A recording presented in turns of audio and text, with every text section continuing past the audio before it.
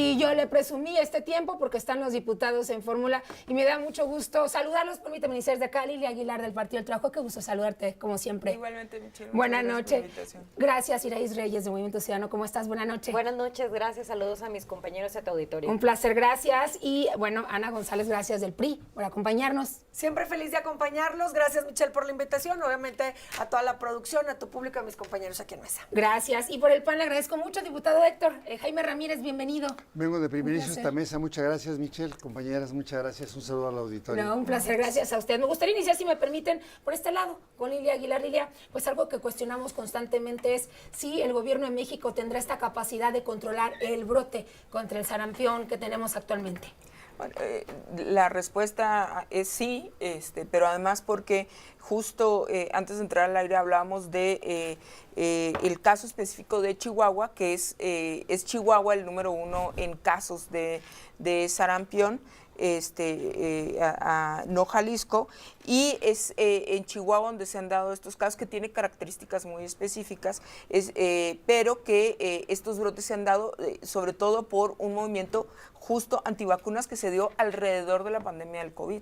Entonces, nunca se ha detenido la jornada de vacunación, sino que se suplieron en algunas ocasiones para poner, o se privilegió las vacunas para el COVID, pero el sector salud ha declarado que está listo para hacer frente a esta pandemia que estamos viviendo en nuestro país, y la recomendación sobre todo a la ciudadanía a que se vacune. Diputado Héctor, Jaime, voy a comenzar justamente porque yo creo que la bola cae directamente en Chihuahua. Pues, ¿cómo está Chihuahua en ese sentido? Y el PAN también, ¿cómo defiende o cómo apoya a este estado en esta situación que está viviendo? Porque es el estado, claro, y lo decía la presidenta, pues baja desde Estados Unidos a través de Chihuahua y de ahí comienza el brote, según las versiones que nos han brindado. Bueno, lo que pasa es que, por ejemplo, tú escuchas al subsecretario Clark, que ni médico es. O sea, cuando tú los escuchas hablar, hablan con la precisión de los ignorantes, ¿no? Los que establecen cosas abiertas. Claramente Chihuahua ya va saliendo. Cuando tú cuentas números absolutos, son los casos nuevos. Cuando tú revisas ya Estado de México, revisas Jalisco y vas a revisar el Distrito Federal, en los últimos 30 días ha habido el 30% de los casos y en el resto del año pasado 70%. Es decir, a mí me gustó hablar de Lilia porque dijo que era pandemia. En realidad no, es una epidemia, no es un brote. Entonces, cuando él habla de un brote, quiere ocultar lo que está ocurriendo. Llevamos más de 13 meses de contaminación seguida, más de 335 municipios con casos. Llevamos ahora una tendencia ascendente, dado que el último nos dan 30%. Cubre todos los criterios para una epidemia. Yo sí creo que el gobierno mexicano está haciendo mucho esfuerzo para tratar de controlar las cosas, y más ahora con lo del Mundial. Eso aceleró un poco el proceso.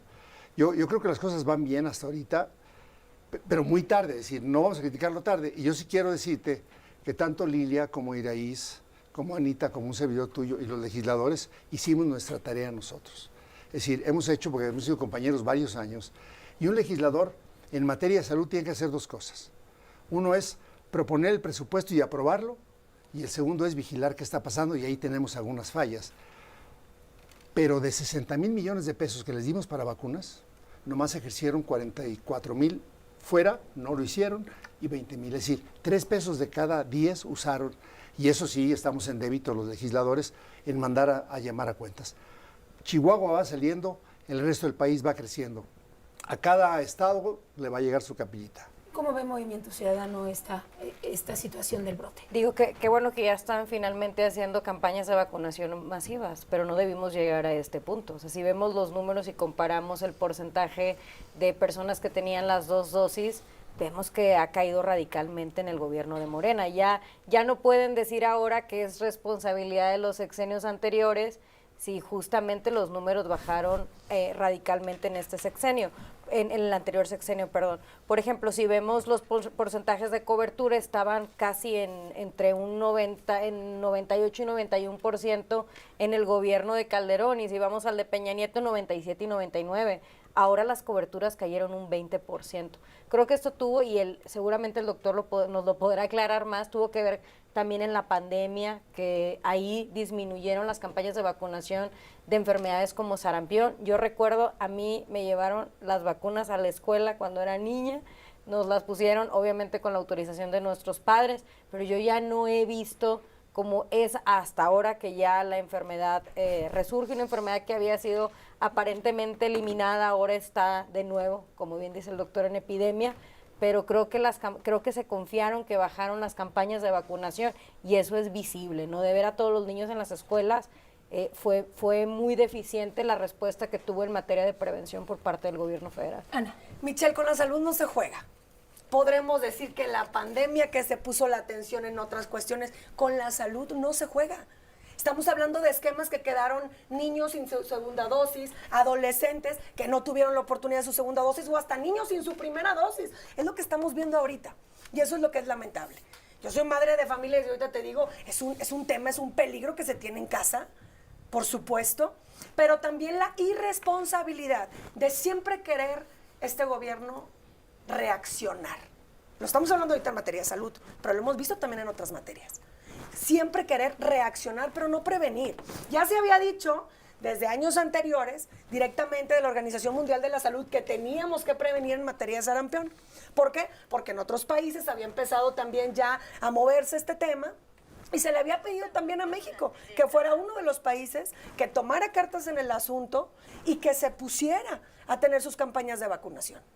Tuvo que venir también, si no me equivoco, corrígeme doctor, la Organización Panamericana de la Salud, al igual que la Mundial de la Salud, a poner foco rojo en México. Esto no es de ahorita, Michelle, años atrás, de una situación que desde 1996 había sido cubierta o solucionada por un gran sistema de vacunación que se tenía en nuestro país. México se había catalogado durante muchos años y décadas, se había catalogado por ser un país en excelencia en materia de vacunación. Porque si estamos hablando, como decía ahorita la diputada, de porcentajes de 90, 94, 96%, se está hablando de llegar a una excelencia en vacunación. Todos teníamos nuestra cartilla. Déjame preguntarle justamente a Lidia. Lidia, ¿hay algo en lo que han coincidido tanto el PAN, el PRI, en ocasiones también el Movimiento Ciudadano, es en responsabilizar a Andrés Manuel López Obrador y su sexenio de no vacunar y tener ahora el brote que tenemos de sarampión, sobre todo con los niños? Yo creo que el PAN y el PRI coinciden en muchas cosas, sobre todo en tratar de culpar a Andrés Manuel López Obrador. Ya nada más falta del calentamiento global. A ver, hay un fenómeno que yo creo que, porque todos en esta mesa somos serios, que no podemos dejar de ver. A ver, nosotros enfrentamos una pandemia que impactó directamente el tema de la vacunación. Fíjate, yo escuchaba los datos que daba Iraíz ahorita, y en efecto bajaron el impacto en la vacunación de esta naturaleza que tiene que ver con el sarampión, pero bajó también en general el sistema de vacunación. Estamos hablando de esquemas básicos en este país que empiezan muy altos antes de los 24 meses, de los 12 meses, luego hasta los 24 meses, pero bajan una vez que alcanzan el primer año de edad o los 2 años de edad, que es cuando se acaba el esquema de vacunación, o así está entendido. En algo yo voy a coincidir con ellos. ¿Ha faltado información sobre el esquema nacional de vacunación? Yo creo que sí, porque también no se vale decir que no tenemos áreas de oportunidad, pero a mí me parece que este uso maniqueo político que quieren dar de culpar a un sistema cuando no solamente enfrentamos una pandemia donde se pusieron todos los esfuerzos de vacunación en específicamente el COVID, que además ya lo ha dicho Zoé Robledo, el programa universal de vacunación jamás se canceló, y se ha estado ofreciendo. Fíjate, se han puesto 16 millones en total de vacunas contra el sarampión y hay 28 millones de vacunas en el sarampión disponibles todavía. Y es lo que han señalado, que el sistema universal se canceló, diputada. Eso no es así. Yo soy católico y creo en Dios. Los demás que me presenten datos con elementos. Yo te puedo decir, por ejemplo, que en el 19 sin pandemia, cuando cambiaron el mecanismo de asignación y de compra de medicamentos, las vacunas son biológicos, son medicamentos, destrozaron el sistema de compras, tú recordarás. El primer cambio constitucional se hizo en la ley orgánica del presidente López Obrador. Se le aprobó antes que llegara, para que el 1 de diciembre del 18 cambiara. Y él dijo, no se compra de esta manera y ahora va a ser la Oficialía Mayor de Hacienda. Y empezó el desmadre con los medicamentos. Las vacunas no fueron surtidas. No hubo vacunas y no compraron vacunas. Y si no compraron vacunas, no pudieron vacunar, claramente. Podríamos justificar el año de la pandemia. Pero ya en el 21 podríamos decir que compraron vacunas de COVID, pero ya sabíamos que la tasa de vacunación fue cayendo impresionantemente porque no compraban vacunas. Fueron a la OPS, no compraron vacunas. No ejercieron el presupuesto, no compraron vacunas. El año pasado tuvimos una crisis con 71 muertos de tosferina, porque no hubo vacunas. Entonces, no es que estemos echando la culpa al López Obrador, le toca, pues no a él, pues a su zar, ¿no? ¿A quién está al frente de a salud? López-Gatell. No, el doctor Alcocer era un florero. Estamos hablando del que hizo el ejercicio de subsecretario.